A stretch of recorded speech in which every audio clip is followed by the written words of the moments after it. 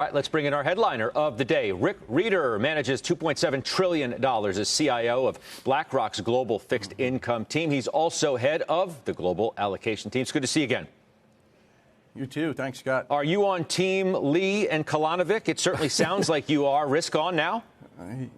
Yeah, I listened to all the commentary beforehand. I agree. The conditions are ripe. In fact, I would argue there are two other factors that are even more significant, or maybe as significant. One is people don't focus on strength of corporate balance sheets. I think for my years of credit, I always tend to look at what are companies sitting on, what's their free cash flow generation, how do they service the debt.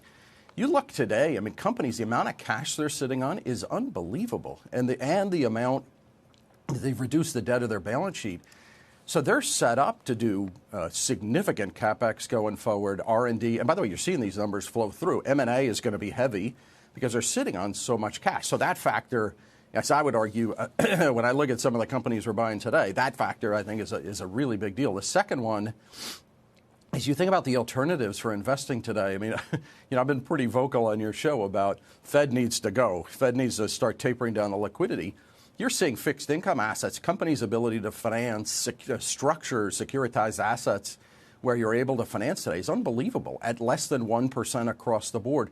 There's too much liquidity in the world. There's too much desire for assets, and equities are not high relative to all those conditions.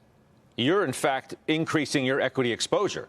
Right? Since the last time we spoke, you may be doing it through options to increase your hedges and things like that. But you are increasing your exposure to stocks. Yeah, no, we've been increasing. We have a lot of convexity in the book. We use a lot of options. As we said, we end up having some cash on. I think I sent you a note. We've also been selling some downside. What's happened in single name stocks is volatility. People are nervous about valuation or whatever they're nervous about, COVID or valuations, there's some fear that should be there.